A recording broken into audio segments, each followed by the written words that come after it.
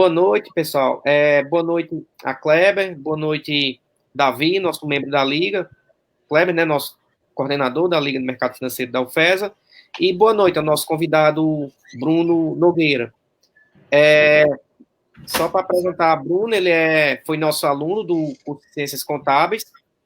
Ele é graduado em Ciências Contábeis, servidor público da Receita Federal, pós-graduado em Gestão Fiscal e também tem a página lá no Instagram, @AzendaInvest.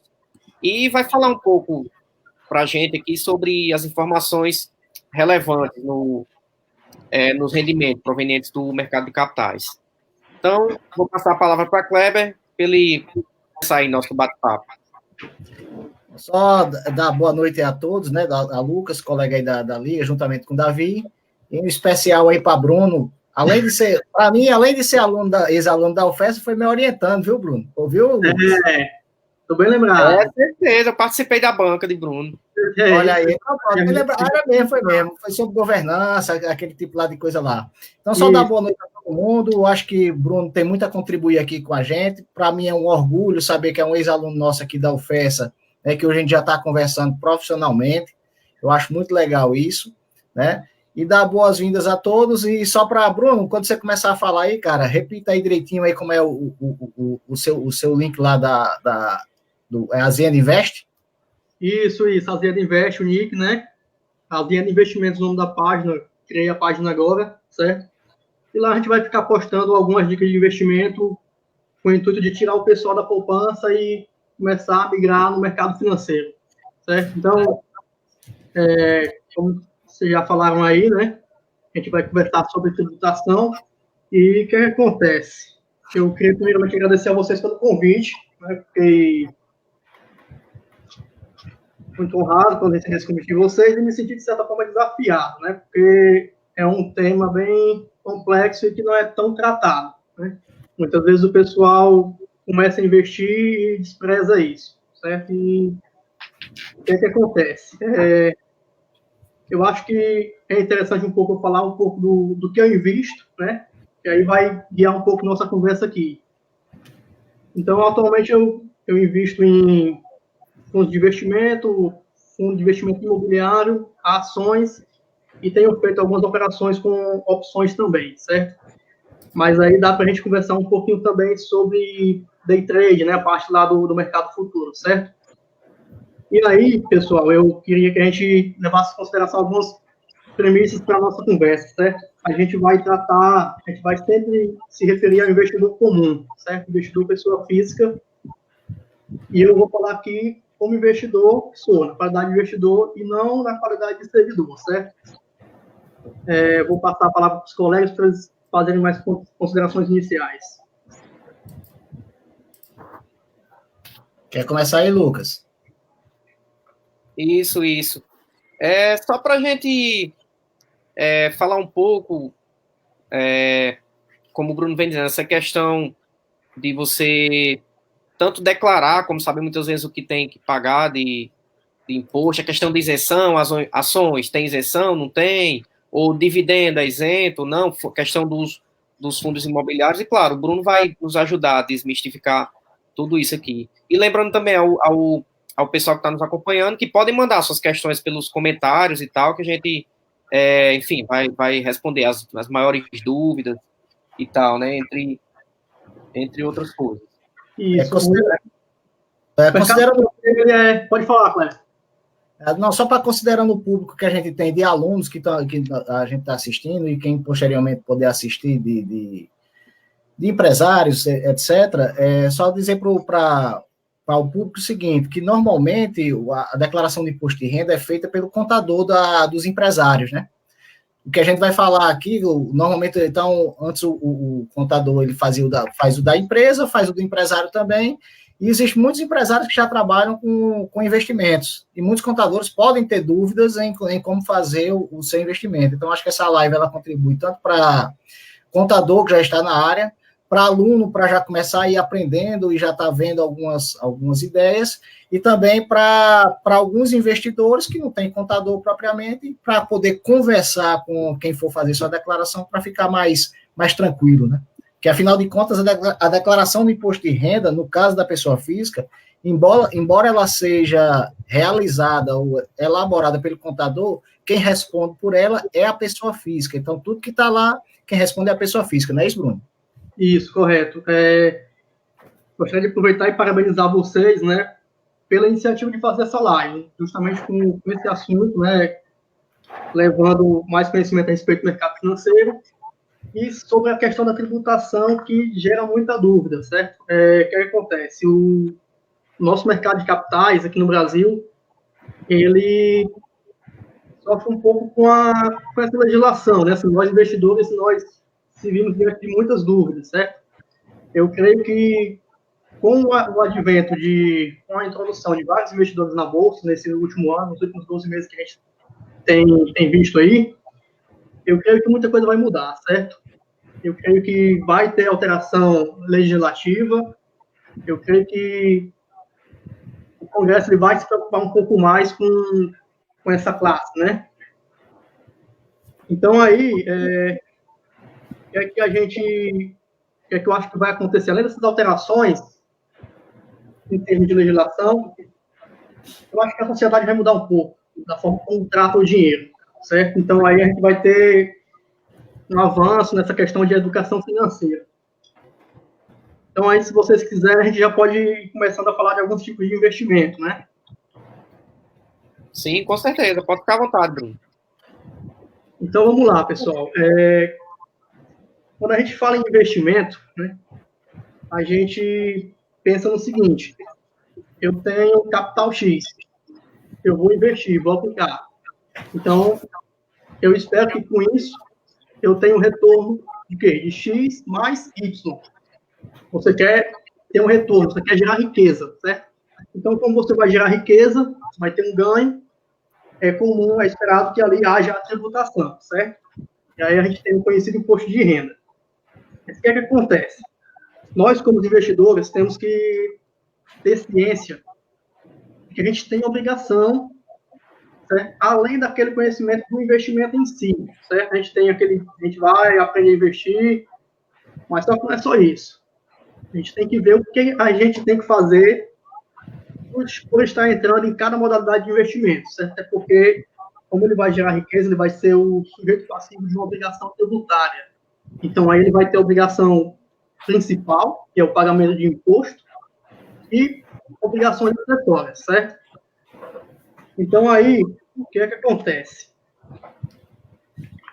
Algumas pessoas simplesmente começam a investir sem saber o que devem fazer em termos de tributação. E depois acabam sendo surpreendidos, né?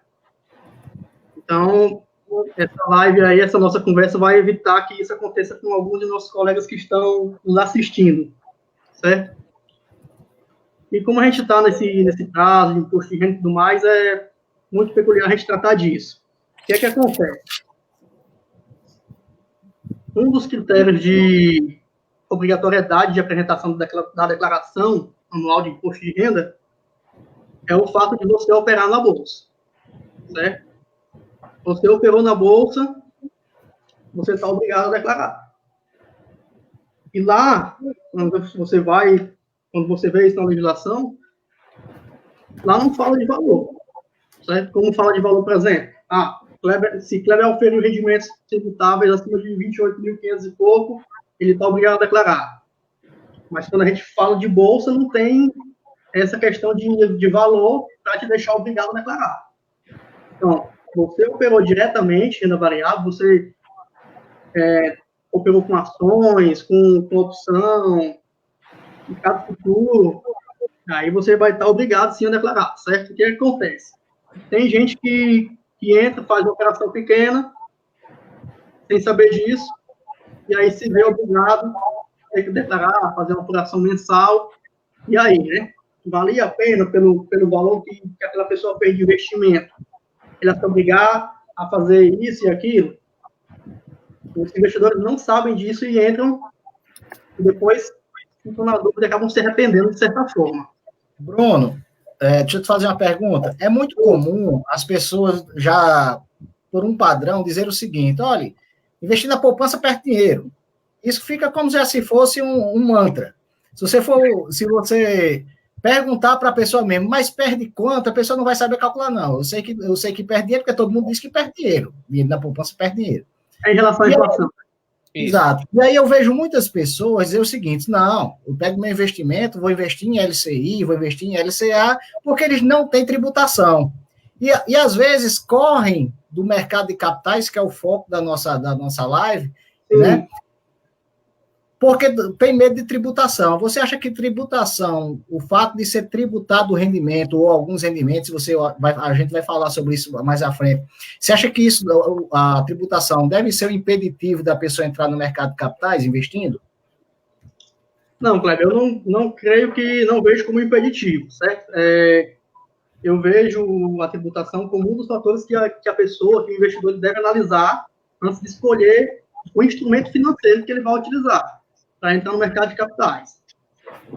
Bom, seguinte, quando a pessoa sabe que, se eu mexer com ação dessa forma ou com opção, eu vou ter que fazer isso e aquilo, vou ter que fazer essa operação mensal. Certo? Tem outras formas de você ter acesso à Bolsa de Valores sem ser diretamente. Por exemplo, através de um fundo de investimento em ações. Você pode ter acesso. E aí, você não tem toda essa trabalheira que teria investido em ação diretamente, certo? O que acontece? A tributação é um dos fatores externos para a gente levar em consideração, assim como, por exemplo, a taxa de corretagem, corretora tal tem a taxa de corretagem alta, não vou investir através dela. Então, a tributação é um dos que a gente tem que analisar, além da questão da alocação, né, da seleção de ativos e tudo mais. E aí sim é o que importa, mas a gente tem que ter conhecimento para poder escolher a forma de investir, né? Ou então, se você vai entrar, já entra ciente e que vai ter que ter esse cuidado, certo?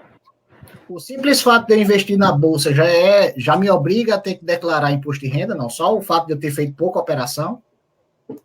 Rapaz, sim, quando você vai ver a legislação, Kleber, ela fala lá, um dos critérios que te colocam em obrigatoriedade de fazer a declaração de imposto de renda é o fato de você ter operado em bolsa de valores, certo? E tem outras lá também que, por exemplo, mercado futuro, né?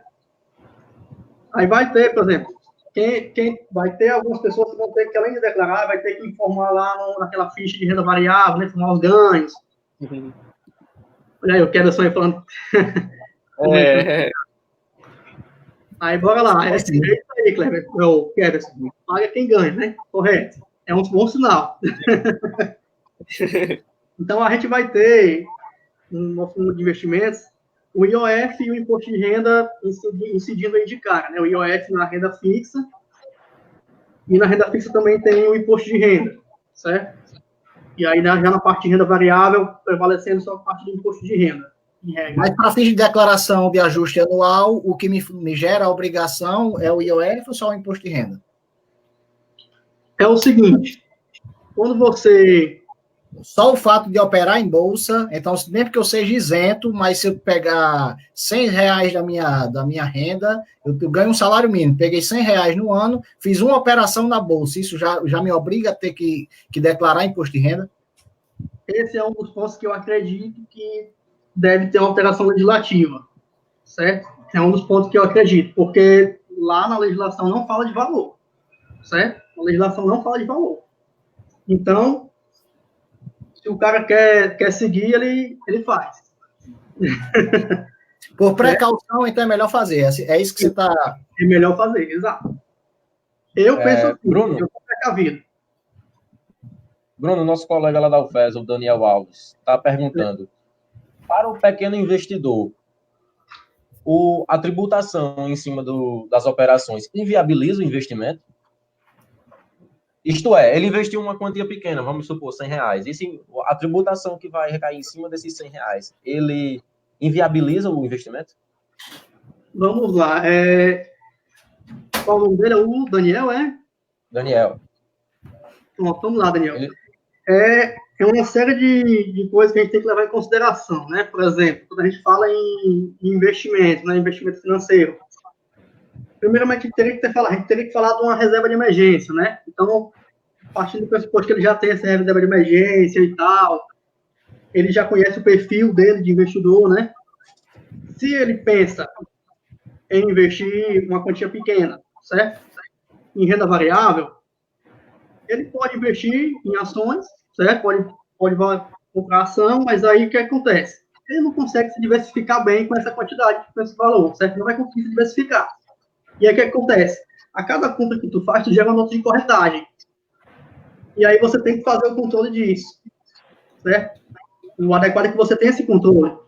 Então, a questão é se ele está disposto a ter esse trabalho por esse valor, certo? Assim, por um valor que aquele capital daria para ele. Pode ser interessante, de repente, ele investir em fundos de ações. Ou então, sei lá, um fundo de índice, né? O BOVA11, né? Por exemplo. E aí ele tá diversificado.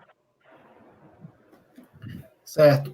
Bruno, antes aqui, só deixar registrado aqui também a presença de um colega aqui que eu vi aqui nas curtidas aqui, o Cliver Lamartine, é um colega lá da UFPE, né? Deu aqui um ok. Ele estava também na outra live, só que na outra live a gente, por aprendizado, não estava registrando todo mundo, mas obrigado, Cliver, aí também por estar participando nessa também.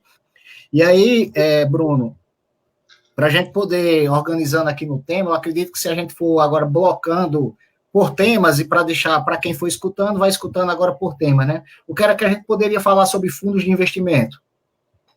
Vamos lá. A gente relacionado à tributação, né? Obviamente. Isso. Existem vários fundos, né? Vários tipos de fundos, várias modalidades. E a gente vai falar aqui dos fundos de investimento em geral, certo? A gente não vai falar aqui de fundo de investimento em participação, de FDIC, que seriam coisas mais específicas, né? Vamos para o geralzão, certo? E aí, no fundo de investimento, para quem não conhece, o fundo de investimento ele consiste em quê? Você coloca o seu dinheiro lá, sua aplicação, naquele fundo que tem aquela política de investimento, vai investir naquilo que você pensa em investir, lá vai ter um gestor, que esse gestor vai fazer a compra e a venda, ele vai entrar no mercado, vai comprar e vender os ativos, certo? Então, é mais prático, do ponto de vista de investimento é mais prático, certo? Além disso, vai ter um administrador, certo? Esse administrador é quem vai tomar de conta de toda a parte burocrática, inclusive da tributação, certo? Se a gente for pensar no fundo de ações, o investidor, o que o colega perguntou lá, o Daniel, né? Vamos supor que ele invista R$1.000 no fundo de ações. Lá, o gestor ele vai estar comprando e vendendo uma carteira de ativos, certo? Então, ele vai estar investindo ali automaticamente em, sei lá, 7 empresas, talvez 10, depende do fundo, né? E aí, o que acontece? Isso vai ser mais prático para ele, tanto do ponto de vista de investimento, como do ponto de vista tributário, certo? Por quê? Porque a retenção o administrador faz, certo? Quando ele solicitar o resgate, o administrador vai calcular o ganho e aí já repassa o imposto para a Receita, o imposto de renda para a Receita, e aí depois ele vai ter só que, se ele fizer a declaração, né, se ele tiver já obrigado por outro motivo a fazer a declaração, aí ele vai e coloca lá o ganho que ele teve, ele vai ter o comprovante de rendimentos lá da corretora, certo? Coloca, se ele tiver ainda as cotas do fundo, lá na parte de bens e direitos, e é tranquilo, assim, na parte do fundo de investimento é bem tranquilo, certo? Então, vamos começar falando de fundos de renda fixa, né? Que aí a gente vai ter o renda fixa, multimercado e de ações, certo? Os fundos de renda fixa, eles estão sujeitos ao IOF, certo? Quando assim que você investe, tem a incidência do IOF, mas só se você pedir resgate logo nos 29 primeiros dias, certo? O IOF ele é regressivo, quando ele chega no 30º dia, após a aplicação, ele zera. Então, aí depois, se você não pediu resgate no fundo de investimento de renda fixa dentro de 30 dias, você não vai ter gasto com o IOF, certo? Aí vai incidir o imposto de renda, certo? Que aí o imposto de renda ele já vai ser a tabela regressiva. A tabela regressiva, que no caso, ela é de 22,5%, sempre em cima do ganho, certo, pessoal? 22,5%.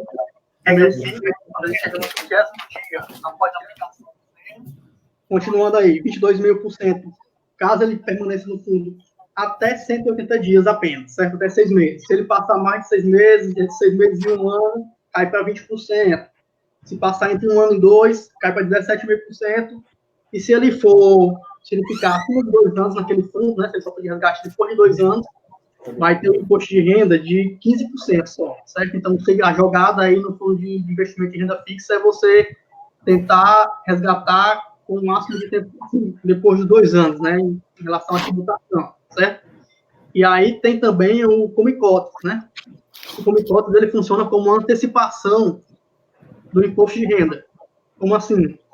No último dia útil de maio de novembro, certo? O administrador, ele vai descontar do ganho 15%, se ali for um fundo de curto prazo, ou 15% de longo prazo, certo? Ou 20% se for um fundo de curto prazo. E aí, quando o investidor ele for solicitar o resgate mais na frente, aí é que vai incidir a tabela regressiva, certo? A tabela regressiva só incide no resgate.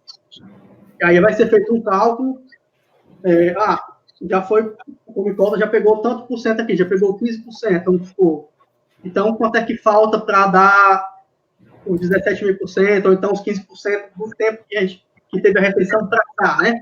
Aí é feito só esse ajuste, esse cálculo complementar, né? Que o administrador do fundo faz. Pronto. Você pediu o resgate, você já recebe descontado. Tranquilo. Todo fundo tem questão com liquidez, Bruno? Assim, eu tenho que deixar algum tempo no fundo, isso faz diferença com relação à tributação? Como é que funciona?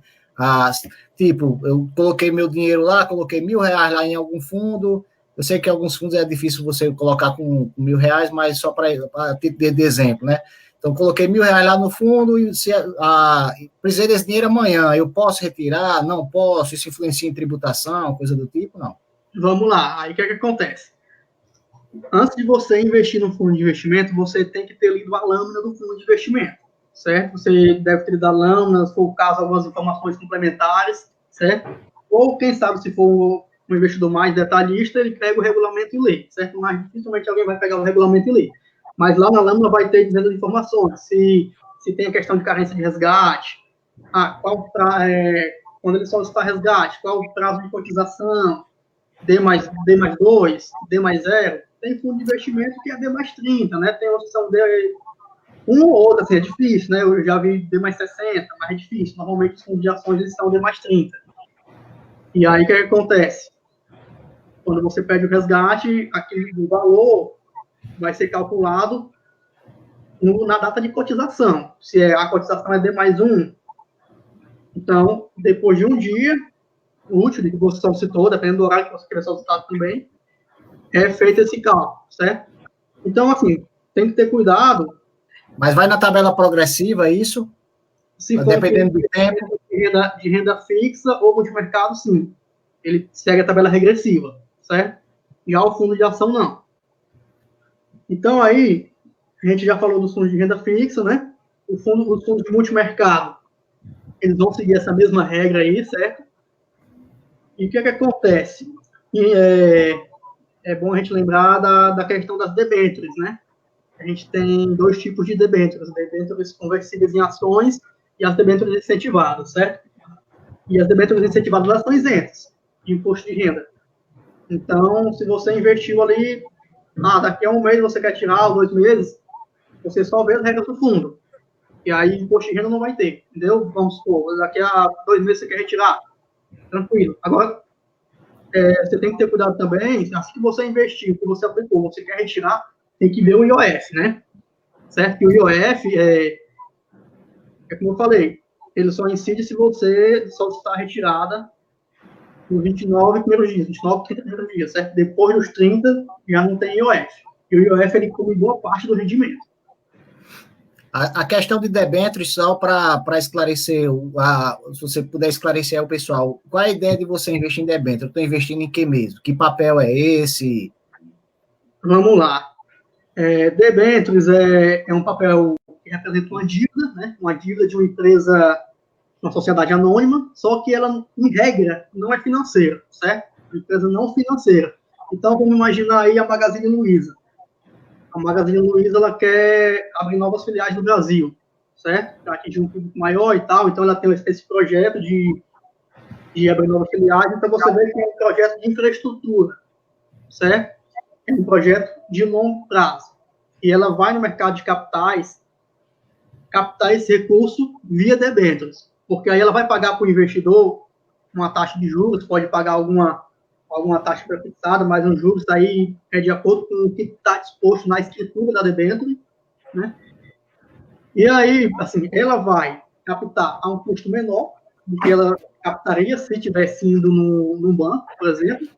E o investidor, ele vai ter esse rendimento aí isento de imposto de renda, certo?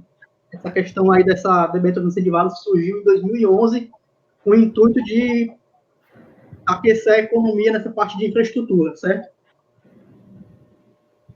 Então, com isso, a gente pode tirar a conclusão do seguinte: se eu estiver investindo, eu posso, para pegar o seu exemplo de Magazine Luiza, eu posso escolher investir na Magazine Luiza de duas formas. Uma, comprando ações, onde ela pode me dar um rendimento positivo ou negativo, porque eu vou ficar à mercê do mercado, ou eu posso investir em debêntures, que são títulos que ela está emitindo.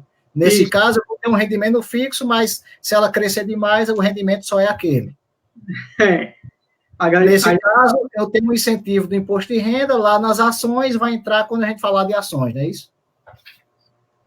Isso. Repete a pergunta final, Cléber, por favor.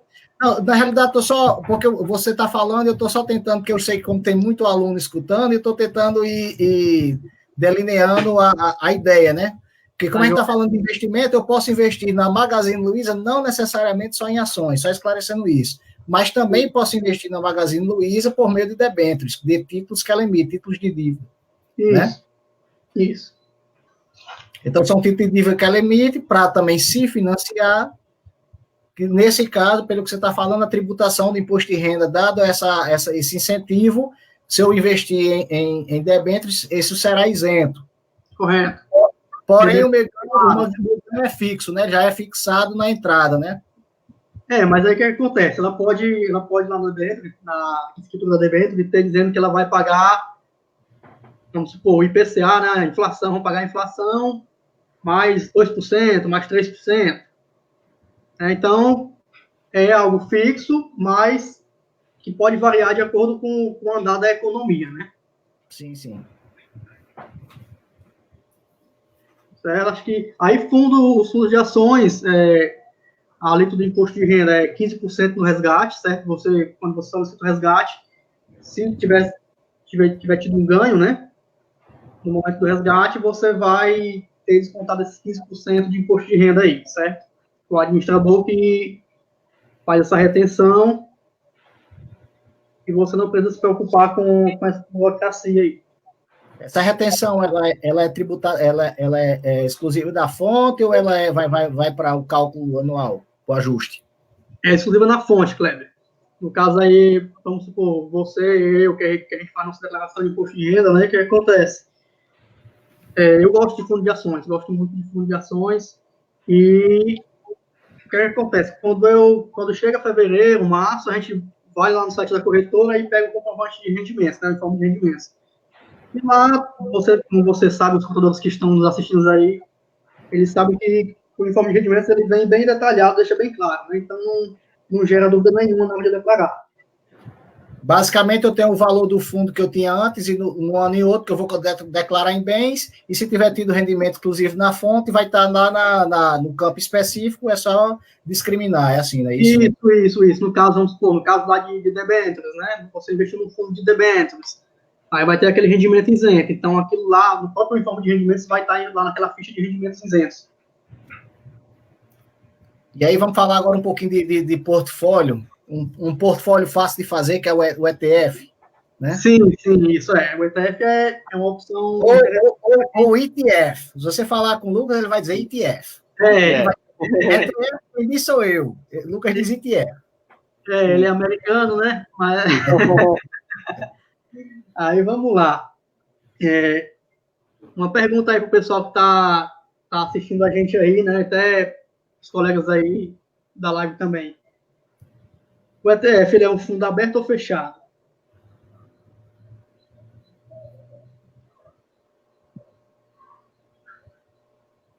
Uma dica. Esses fundos de investimento que a gente começou agora, eles são fundos abertos. Certo? São fundos abertos. A gente não vai no home broker. Certo? Só alguns comentários. O ETF é aberto ou fechado?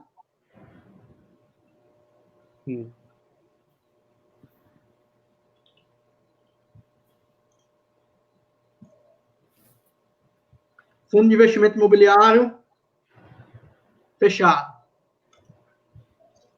E aí, o ETF seria aberto ou fechado?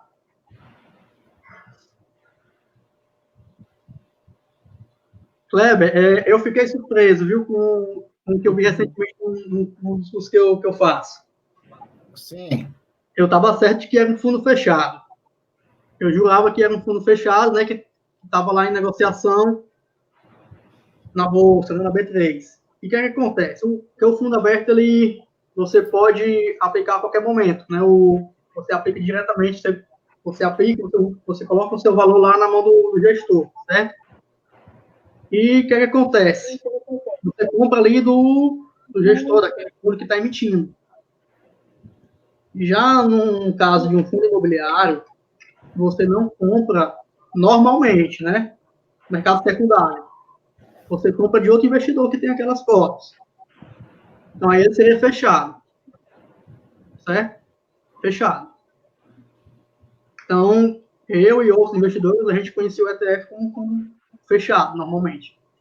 Mas aí eu estudando recentemente, eu vi que esse fundo, por definição, é um fundo aberto. Por quê? Porque você pode investir diretamente lá com o administrador. Mas o que acontece? O investimento mínimo é muito alto, certo? A aplicação mínima, eu vi no site da B3, não recordo se foi do BOVA11 ou se foi do S&P 500, eu não lembro agora. O mínimo era 50 mil cotas. Aí você imagina, 50 mil cotas. O BOVA11 está quanto? Deve estar por 70 e pouco, né? Por aí. Você vai ficar com 50 mil, né? Então, inviável. Então, o que acontece? Na prática, né, na maioria dos investidores, vai ser um fundo fechado, certo? Então, ele sendo um fundo fechado, ele está ali em negociação no mercado secundário, né, lá na plataforma da Bolsa, da B3. E o que acontece? Quando você compra e depois você vende com lucro, você vai se sujeitar às regras da renda variável, certo? Isso olhando da vista da gente investidor pequeno, certo? A gente vai lá, compra algumas cotas. Deu para entender aí? Sim, mas a ideia do ETF, na ideia de você, assim, o investidor, ele na realidade torna-se uma forma de você investir fazendo uma diversificação. Na ideia de finanças é você fazer uma diversificação da sua carteira, e ao investir no ETF, eu estou pegando um índice que alguém está colocando aqui, a própria agente, né? Que, por exemplo, o BOVA11, ele segue o Ibovespa. Se eu pegar o IBB, o SP500 e assim vai, né? Então, o que eu estou fazendo é diversificar minha carteira, né? Você tira o risco da empresa, né? Pela teoria lá do Markowitz, você no ETF só tem risco não diversificável. Ou seja, o BOVA11 você tem 70 empresas de vários setores, então você vai ter só o risco do mercado, né? Então, para quem investiu no BOVA11, ele está investindo no Ibovespa todinho. Então, o cara, por definição, o cara pode dizer, eu tenho investimento aí em 100 empresas, entendeu? Exato. Na realidade, ele tem, pelo por meio do BOVA11, mas ele tem investimentos. Mas nisso daí, partindo para a parte tributária, quais são as vantagens que eu tenho investindo em ETF? Vamos lá. O ETF, ele vai seguir o padrão da renda variável, certo? Da renda variável, você investir diretamente, que seria o quê? No caso, você compra hoje e vende daqui a alguns dias ou daqui a anos, vamos supor. Então, aí você vai estar fazendo uma operação normal ou comum, que é o que a gente chama, né? E quando a gente tem essa operação normal ou comum, você teve um ganho líquido nela, então você vai acabar arcando com 15% de imposto de renda. Certo? Aí o que acontece? Esses 15% já é de responsabilidade do investidor. O investidor ele vai apurar esse ganho líquido, vai calcular os 15% e vai recolher isso aí aos cofres públicos. Ele vai gerar um DAF, certo? e com esse valor lá do imposto referente aos 15% sobre o ganho líquido dele. Pronto, aí ele recolheu, certo? E aí, quando ele for declarar o imposto de renda, ele vai informar isso lá na declaração, certo? Ele paga dividendo? Existe dividendo ou algum rendimento que eu ganho independente de eu vender enquanto eu estou de posse do ETF? Kleber, eu desconheço. Só um parênteses, no mercado americano eles têm sim dividendo, mas no Brasil não. No Brasil o dividendo é reinvestido. O que é que o ETF faz? Vamos supor, ele vai pegar e comprar as empresas do índice, né? Só que o dividendo que ele ganha dessas empresas, ele vai incluir no patrimônio do fundo. No mercado americano, ele distribui entre os cotistas do fundo. Então, o SPI, né, que é o principal ETF do índice SP500, negociado na Bolsa Americana, ele paga dividendos, por exemplo. O TLT também, que é o ETF lá de renda fixa de títulos do Tesouro, paga também dividendos. Então, é uma das diferenças do mercado americano e brasileiro. No mercado americano, sim, ele paga dividendos. No brasileiro, não. Eu já andei pesquisando sobre isso, ele reinveste, vamos dizer assim. O dividendo que ele recebe das empresas, ele não distribui com os cotistas, ele reinveste, vamos dizer assim. Isso não gera custo de corretagem, né, Lucas? Oi? Isso. Para o investidor, ele não vai gerar custo de corretagem se eu pegar, se eu tiver um ETF na mão. O fundo vai reinvestir nas empresas, correto. O próprio fundo reinveste, eu não tenho custo de corretagem. Então, ao invés de estar na mão, para o caso americano, não. Você teria que pegar o dividendo que você receber e comprar mais. Colocar lá de novo. Isso, aí geraria o custo de corretagem. No caso, se eu comprar o ETF que repete o índice da Bolsa Americana, eu receberia os dividendos do fundo? Se você comprar ele na B3, que é o IVVB11, não, você não recebe. Não. Se você comprar no mercado americano, com a corretora americana, o SPY, o SPY, né? Sim, você recebe dividendos. Mas eu recebo os dividendos do fundo, né? Não do fundo ETF. Inclusive, quem joga lá no Yahoo Finance SPY, você vê lá o yield, né? O que é o yield? É o dividendo que ele paga nos últimos 12 meses dividido pelo preço do fechamento. Então, você vai ver que o IVVB11 não tem yield lá, vai ser 0, mas o SPY e o SPY tem, deve estar em torno de 1,5, 1,4 yield do SPY hoje, do SPY. Então, normalmente, pessoal, só para esclarecer, porque eu tenho alguns professores, alguns colegas contadores que têm me procurado para tirar alguma dúvida de imposto de renda voltado nessa área, e basicamente o que a gente vê ou é BOVA11 ou é IVVB11. Então, normalmente o que a gente vê do pessoal por aqui, que eu tenho visto que tem investido, são nesses dois. Existem vários outros ETFs, mas o que o pessoal tem investido é basicamente esse. Então, imaginando, se eu peguei um informe de rendimentos que tiver lá fazendo referência a BOVA11 ou IVVB11, a gente está tratando de ETF, que basicamente o que ele vai fazer lá se ele não tiver vendido, é patrimônio, não é isso, Bruno? Lá em bens de direito, não é assim? Isso. Você finalizou o ano com aquelas cotas do fundo de índice, né? E aí você declara lá em bens de direitos. Tem um campo lá específico lá para os fundos, e aí você coloca lá quantas cotas você tem. E caso eu venda, o que é que acontece com aquela parte que eu vendo no ano? Se eu ganhei, supondo que se eu tive perda, não vou pagar nada, como o Keverson disse, mas se eu ganhar? Então, você ganhou aí, como falei, né? Você vai ter que apurar um imposto e recolher via DARF, certo? Um mês após, ou como é que funciona? Bora lá. Então, vamos falar aqui um pouco das normas gerais, assim, das noções gerais dessa tributação de renda variável, né? O que acontece? A gente tem algumas modalidades de mercado, certo? O mercado à vista, que no caso a liquidação financeira acontece até 3 dias depois do pregão, tem o mercado de opções, que é considerado um mercado a prazo, né? O mercado futuro e o mercado a termo, certo? A gente tem que se ater a duas questões. Se eu estou mexendo com day trade ou com operação comum, né? Operação normal ou comum ou day trade.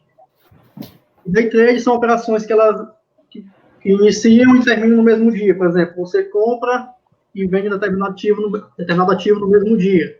Então, ali é um day trade, certo?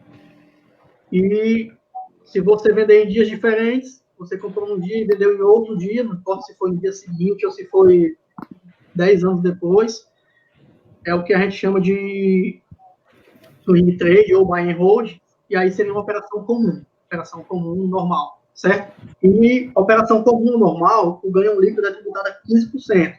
Quando você fala de day trade, é 20% a líquido de imposto de renda. Aí vamos lá. Supondo que em março você operou, Cleber, você operou no mercado de renda variável e teve um ganho líquido, certo? Você vai calcular o seu imposto de renda sobre esse ganho líquido. Vamos supor que você tenha operado aí, feito operação comum, né? E aí você vai calcular 15% em cima daquele valor, vai gerar um DARF lá no site da Receita, certo? Período de apuração que você informa lá é o último dia útil do mês da operação, né? E o vencimento é no último dia útil do mês subsequente, certo? Do mês seguinte. E aí pronto, você vai ter esse prazo aí para você pagar esse imposto de renda, certo?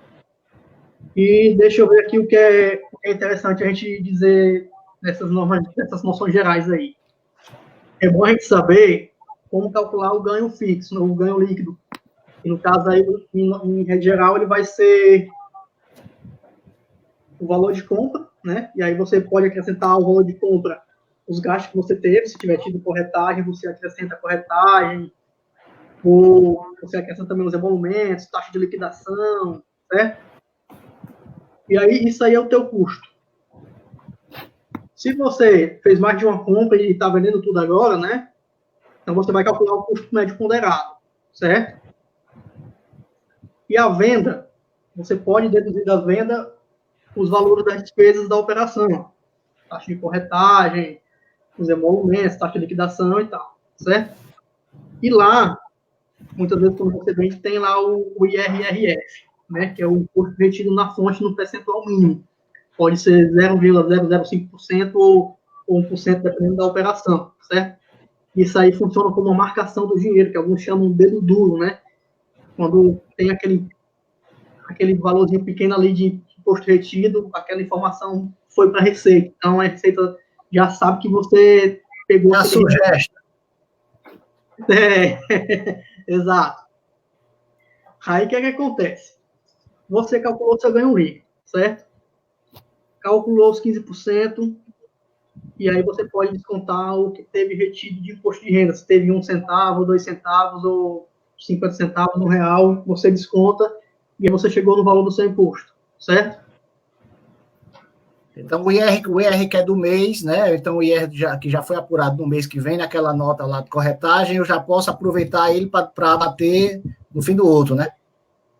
Quando eu for calcular o do próximo mês, isso vai ter uma fichazinha específica lá na declaração de imposto de renda para poder fazer esse cálculo, não é assim? Sim. Nesse exemplo que eu falei aí, eu já estava deduzindo já nesse cálculo que eu estava fazendo agora, né? Mas supondo, se você tiver um prejuízo, aí você não vai ter como aproveitar não vai ter como descontar esse imposto retido aí, né? Porque não vai ter um DARF para você gerar. E aí você pode aproveitar no mês seguinte. Você pode descontar no mês seguinte, certo? Tanto o IR do mês seguinte, quanto a deduzir esse prejuízo do mês anterior? Também, certo? Vamos... Imposto de renda, quando você está tratando com isso no imposto de renda, existe uma parte lá de renda variável específica para isso, não é isso? Correto. Quem tem esses ganhos líquidos aí, certo? Vai ter que preencher essa fichazinha de ganhos com renda variável, certo? Que aí lá vai estar... Lá tem a discriminação bem direitinho. Tem uma coluna só para day trade, outra para operações comuns. E aí, assim, quando o investidor ele abre lá o programa e começa a mexer, então automaticamente ele já vai tirando algumas dúvidas ali mesmo. Ele já vai entendendo melhor o funcionamento, certo? Muitas dúvidas que a gente tem, quando a gente usa o programa, a gente acaba aprendendo. Bruno, eu posso abater o meu custo de IOF e de taxa de corretagem da minha base de cálculo para poder fazer o imposto de renda?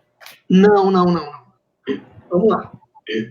O IOF, normalmente, você vai ter os investimentos de renda fixa, né? Ou naqueles fundos de investimento lá, renda fixa ou multimercado, certo? E a tributação aí é toda na fonte, certo? Você não vai se preocupar com nada, certo? Inclusive, o que acontece? É como eu falei, você vai apenas jogar as informações conforme está no informe de rendimentos. A tributação de renda variável que a gente tem na bolsa e tudo mais, ela não vai interferir na tributação da declaração anual, certo? No caso de quem já tem outros rendimentos, né? Rendimento de trabalho ou outra natureza, né? São coisas distintas, não se misturam. Perfeito. Não dá para bater, entendeu? Perfeito. Gostaria de tomar aqui um minutinho para falar para o pessoal. Nossos views aqui estão em torno de 30 pessoas. Eu gostaria de deixar aberto aí para o pessoal que podem comentar, podem postar dúvidas, certo? E posteriormente a gente vai estar tirando algumas dúvidas aí dos comentários. Isso, daqui a pouco a gente já vai dar já vai pensando aqui já em agilizar. Essa era uma deixazinha boa para a gente fazer pensar na pausa aqui. Então, Bruno, saindo aqui da parte de ETF, de ações, fala um pouquinho aí da parte de isenção, tanto do ponto de vista de quem vai investir, pensando em alunos, tem vários alunos que estão entrando, só para eu ter um dinheirinho que queria investir, até que ponto isso é isento, se é isento ou não é, e até como é que a pessoa começa a pagar, né? Como é que funciona isso? Para quem investe direto na ação, se eu comprar direto uma ação da Grendene, por exemplo. Certo, vamos lá. A legislação ela prevê uma isenção, certo? Quando o investidor ele tem no mês, certo? Considerando o lapso temporal de um mês, você tem um conjunto de vendas de até R$20 mil, certo? E isso no mercado à vista. Você negociou ações, você vendeu naquele mês no máximo R$20 mil no mercado à vista. Então, o teu lucro desse mês aí é isento, certo? Certo. Não é ganhar 20 mil, é se eu vender 20 mil, não é isso? Correto. A isenção é para um conjunto de vendas até 20 mil, certo? O conjunto incluso o lucro, né? Incluso o ganho. Como? Incluso o ganho, né? Nesses 20 mil. Sim, vamos supor que você vendeu... A variação, no caso. Você comprou lá alguns ativos ao longo do tempo, né? E você realizou vendas em abril, certo? E essas vendas, o somatório de vendas foi 19 mil. Então, o ganho que você teve com essas vendas aí, ele está isento, certo? Não é um lucro de 19 mil. É o lucro relativo ao mês que você teve vendas de, no máximo, 20 mil no mercado à vista. Isso de ações. Comprei R$1.000 de Vale, ela aumentou muito nesse mês, no caso hipotético, e eu vendi ela por R$20.001. Aí já tenho que declarar, só pelo fato de R$0,01, do 20 mil. Sim. Então é o valor da venda. Se o valor das minhas vendas superarem 20 mil, eu estou obrigado a declarar. Não é isso? Seguinte, quando a gente estuda direito tributário, a gente vê que o fato de você estar isento da obrigação tributária principal, que é o pagamento do imposto, isso não vai te isentar da obrigação acessória, certo? Sim. Então, quem vendeu no máximo 20 mil no mês, ele está isento do pagamento do imposto. Perfeito. Mas não da obrigação acessórias, certo? Ele vai declarar. É como, vamos supor, um aluno do mestrado, doutorado, residência, no ano ele tem rendimentos isentos, né? Porque o rendimento dele é isento, né? A bolsa do mestrado, vamos supor. Se você for ver a legislação, rendimento isento, no ano, quando ele supera 40 mil, ele te torna obrigado a declarar, certo? Não que você vá pagar imposto de renda, mas você vai ter que declarar, certo? Sim. Isso é até bom você dizer, porque tem muitas pessoas que vinculam o pagamento ou a isenção à obrigação de declarar. Isso é bom. Isso, não. Pois é. Quando o pessoal aí da galera do curso de contabilidade pagar direito tributário vai ver isso aí. Que, inclusive, vamos supor, o não cumprimento da obrigação acessória, cara, isso aí vai acabar te gerando um custo, né, uma multa. Entendeu? E se não pagar direito tributário, paga a multa e acaba aprendendo do mesmo jeito. Isso. Correto. Então... Bruno? Sim. Tem participação aqui, Davi? Pode concluir o raciocínio. Pode concluir o raciocínio. Pode falar, eu ia falar outra coisa, pode ir. É o seguinte, o Nicolas, ele está perguntando se na realidade não é o saldo do mês entre lucros e perdas dentro de 20 mil reais.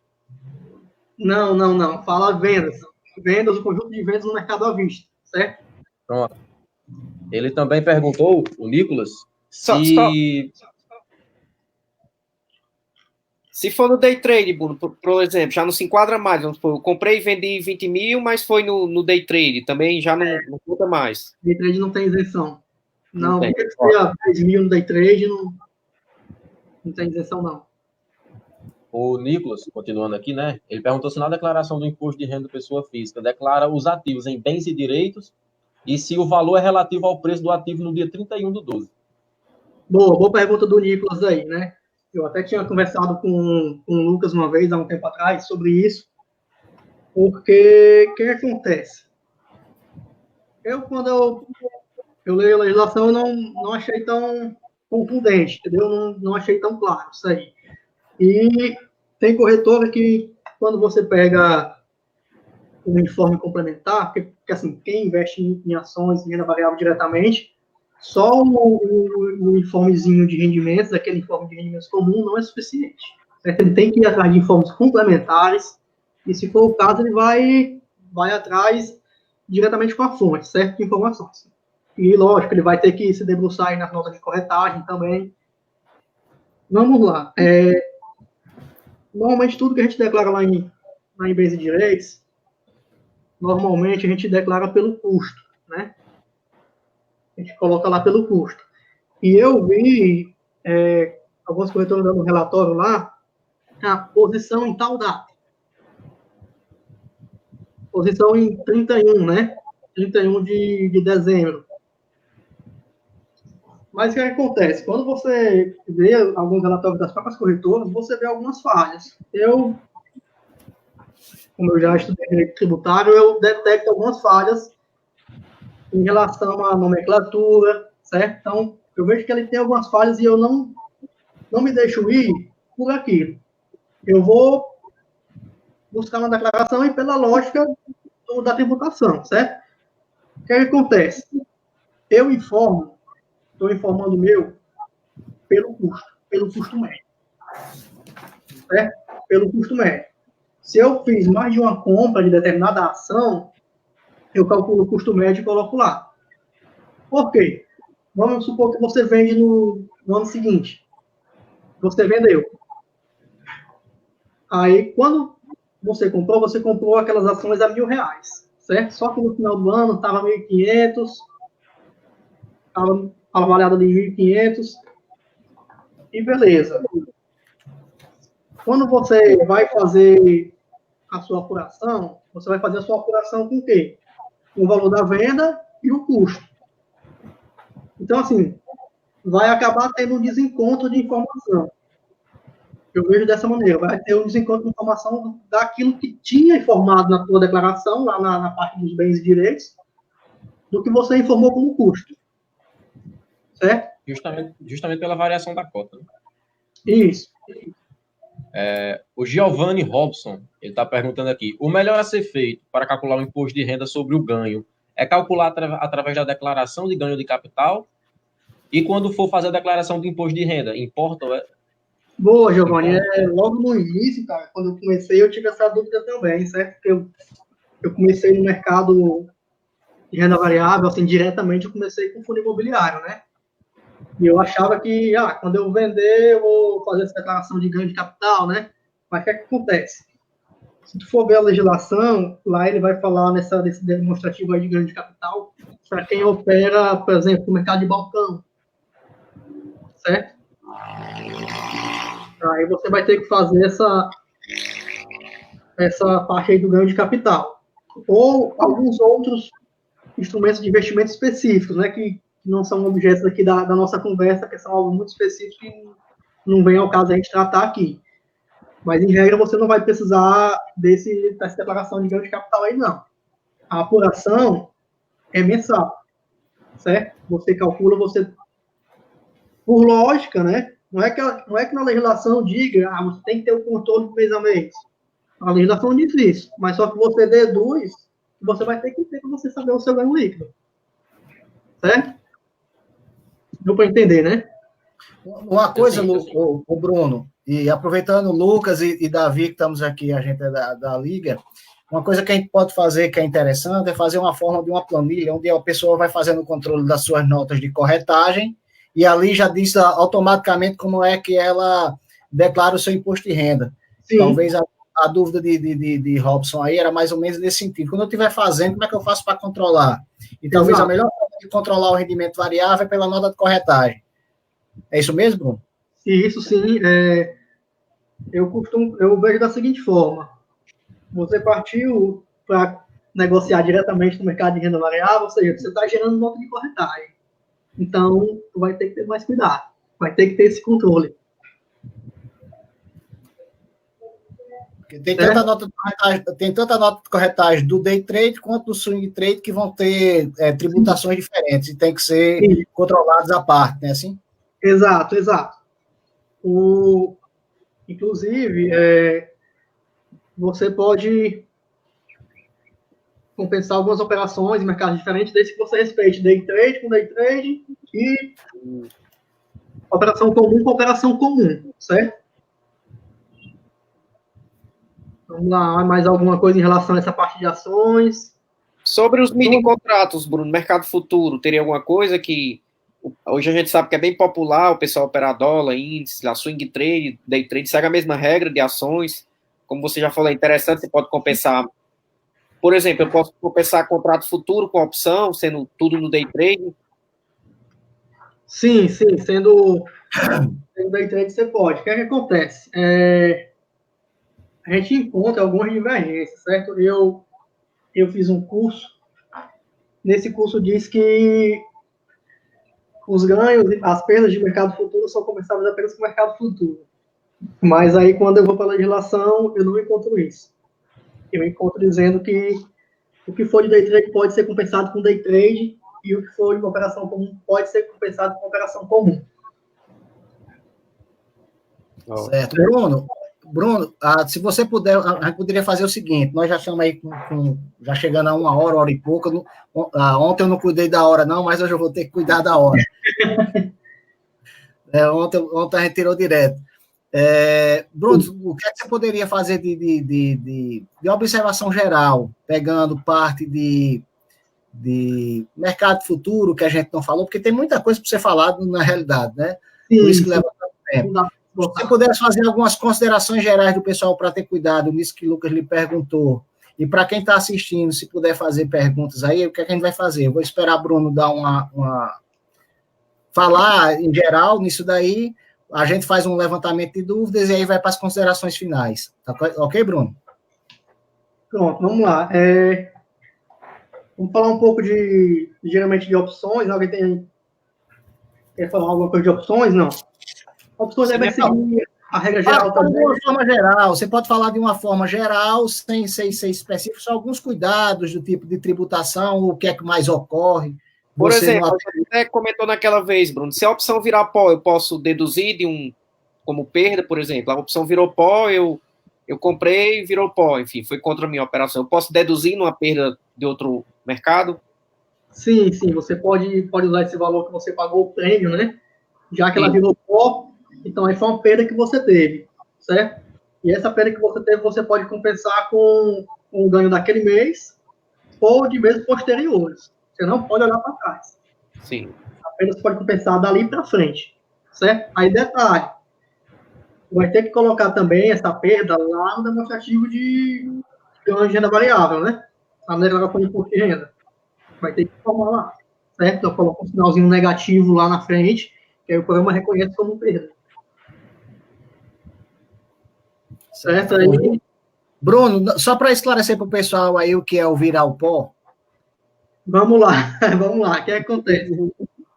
Quando você investe em opção, né, você está, digamos que, investindo a prazo. Você está comprando um contrato, está fechando um contrato, para você ter o direito de, na data do vencimento daquele contrato, daqui a um mês ou 2, ou mais tempo, você escolher se você quer ou não exercer aquele direito, né? Um direito de compra. Você imagina que ações lá vai tomar... Então eu quero em junho comprar a Magazine Luiza, eu quero o direito de comprar a Magazine Luiza por R$10, por exemplo. Isso. Aí eu pago para ter esse direito. Correto. Você acha que ela vai te valorizar muito, ela vai estar valendo tipo R$15, né? Aí você vê... Eu acho que ela vai valer 15, então eu quero um direito para comprar por 10, né? Exato, quero comprar por 10. Aí você vai pagar Aí quando chegar lá, ela está valendo 8. Aí você vê que não é jogo você exercer esse direito. Mas eu não quero aquele meu direito de 10, não. Eu vou comprar por 8 mesmo. Então nem quero, né? E aí o que eu paguei pelos 10 é que virou pó, ou seja, eu não exerci meu direito, né? Aí é uma perda, né? É um prejuízo que você vai poder compensar com algum ganho que você vai ter. E essa perda é do prêmio, tanto que eu paguei para ter esse direito, né? É isso que eu perdi. É essa perda que eu estou podendo compensar, né? Assim? Exato. Pronto. Isso vale, pessoal, também no inverso, né? Aqui a gente falou no direito de compra, mas também você pode também fazer o jogo inverso com a opção de venda, né? Sim. Bruno, os nossos colegas aqui estão demonstrando aqui uma certa dúvida em relação aos ganhos no exterior, né? A Andressa, ela perguntou, qual a isenção para ganhos do exterior?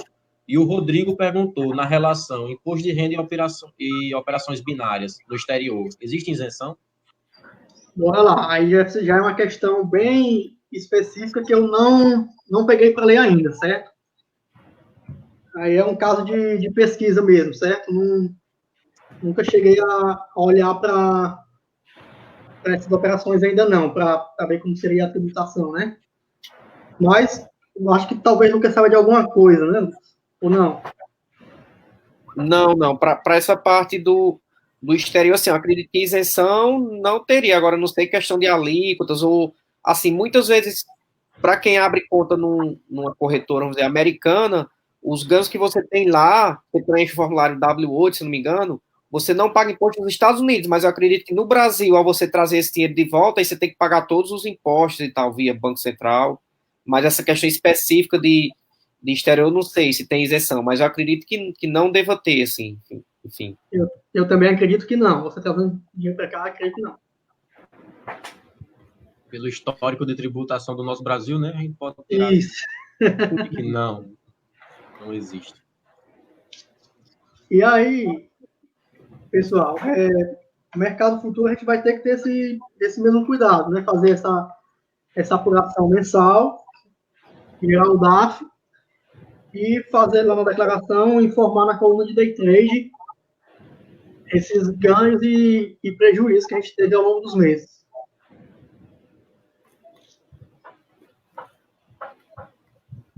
Mais algum ponto? Não, só um parêntese aqui. Nós estávamos comentando sobre a planilha, né, para poder organizar as posições. O Nicolas aqui ele deixou um link aí nos comentários. Ele usa uma planilha disponível num determinado site. Ele deixou aí para a galera que quiser. Massa, que já tem mesmo. O pessoal já tem muita coisa. Da realidade, nas próprias corretoras, elas já oferecem, já dão algumas. Para quem já investe, já tem isso, né? Tem calculadora também, né? Que o pessoal paga, mas já tem. Né, com relação ao pessoal que falou do exterior, acho que uma das coisas que a gente tem que ponderar é que normalmente esses ganhos, os ganhos também, eles são em outra moeda, né? Isso. Só que no caso daqui, normalmente, aí eu também não conheço como é que funciona, mas normalmente quando você tem ganho no exterior, os cuidados que a gente tem que ter é primeiro na conversão da moeda para 31/12, né? É o mais natural. E eu acredito que como ele tem eu acho que vai entrar, Bruno, naquela ideia de se a pessoa é ou não residente no país. Também tem isso. Porque como eu sou residente aqui no Brasil, então o meu rendimento é tributado aqui, possivelmente seja tributado da mesma forma. Então, embora a gente não dê uma resposta, pelo menos clara aqui, a gente pode até ver na hora de divulgar o vídeo ou colocar alguma coisa do tipo, mas eu acredito que a primeira coisa que a pessoa deva começar a procurar é sobre a qualificação de ser residente ou não no país. Então, vamos partir do pressuposto que a gente está falando de declaração para residentes no país. Acredito eu que a tributação vai ser da mesma forma, Só que o que tem que ser feito é a conversão da moeda para 31/12 ou para a data da operação, né? Quando acontecer. Sim, sim, faz todo sentido. Bruno, eu tenho um colega, ele está falando comigo aqui no meu pessoal, Sim. ele tem investimentos no exterior, certo? Ele perguntou, ele teve um certo ganho em determinado ativo, ele vendeu o ativo e está perguntando se ele esperar para retirar o ganho dele quando o dólar tiver mais elevado, se ele tem que declarar isso no imposto de renda e se pode fazer isso, né? Vamos lá. É o seguinte, eu prefiro não me posicionar porque eu não tenho feito leituras em relação a rendimentos no exterior, certo? Então, aí é o caso dele baixar o perguntas e respostas da Receita, dele dar uma pesquisada, entrar em contato com corretora. Mas pelo que você está dizendo, Davi, o que ele tem, na realidade, ele vendeu a ação que ele tinha lá, o investimento que ele tinha, o que ele tem na mão agora é dólar, né?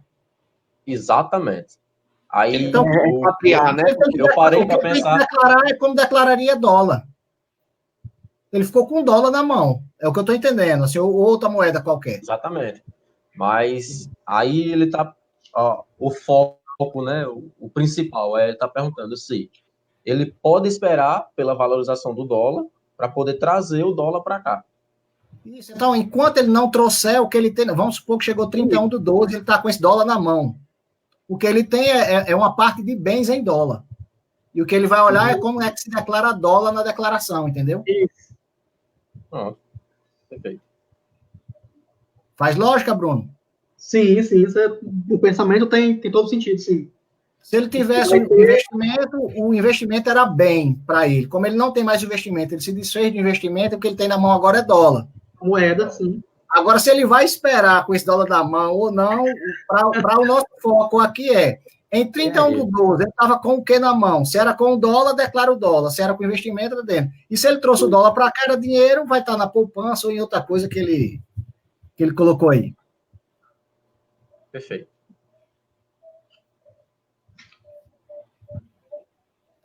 Aí ele é quem avalia se vai trazer ou não. Tem mais dúvidas aí, Davi? Não. Algum caso comum no momento, não, né? Então, pronto, eu acho que...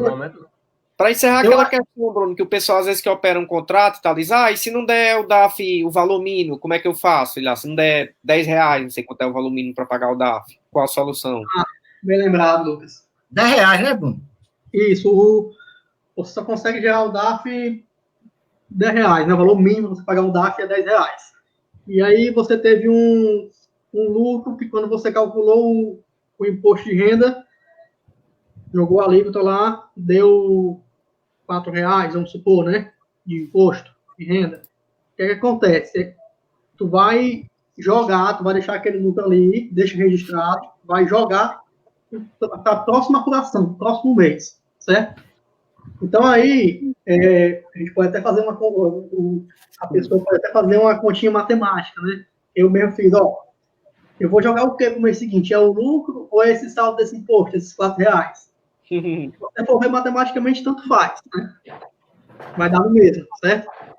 Então aí, ele coloca lá na fichazinha de renda variável aquele lucro que ele ganha um líquido de R$4. E aí vai para outro mês, apura outro mês e soma com esses R$4 aí, caso ele tenha tido ganho, né? Só para registrar aí, Davi, eu vi quem foi que colocou aqui o link da planilha, eu vim olhar quem era, é Nicolas Renat, lá da SUTIC, é o comandante da SUTIC, né? Eu não vou dizer que é o que desmantela, mas é ele quem conserta o SIGA quando dá aquela mensagem inesperada, ele é o comandante aí da equipe lá, né? Então, prazer, Nicolas, de ter ele por aqui, viu, cara? Um abraço e obrigado aí pela contribuição aí com a planilha e com a presença. Então, pessoal, eu acho que a gente já pode começar, né, Lucas, aí pensando já, encerrando a live, eu acho que já deu para exaurir um monte de dúvida aí no pessoal, mais dúvida pode entrar em contato aí por meio do nosso Instagram, o FESA3, né? Quer falar alguma coisa, Lucas? A página do Bruno lá também, né, a Zinda Invest também, que ele vai ficar atualizando. Isso. Vou criar essa página esses dias, né, no Instagram. Vou fazer alguns posts lá relacionados à educação financeira, né, com o intuito de estimular o pessoal a entrar nesse mundo dos investimentos financeiros aí, certo? Então, a Ziana Invest, lá, o nome é a Ziana Investimentos. Quem quiser seguir, pode seguir. E a gente continua aprendendo aí, né? Eu gostaria de aproveitar e agradecer, né? Agradecer ao pessoal que estava aí, que participou, que comentou e tudo mais, e a vocês pela oportunidade. Nós que agradecemos. Nós te agradecemos, Daí. Obrigado também, Davi, aí, pela disponibilidade de ficar aqui acompanhando com a gente, muito bom. E aí, pessoal, agradecer a todos, dizer que a gente, né, permanece aqui com a Liga no ar, né, e a gente vai sempre manter aí informado através através não, me ensinaram que não é através, né, por meio do nosso portal aí das redes sociais, né? Então, muito obrigado e por mim tudo ok. Tudo ok. Valeu, pessoal. Valeu, pessoal. Tchau. Tchau. Boa noite.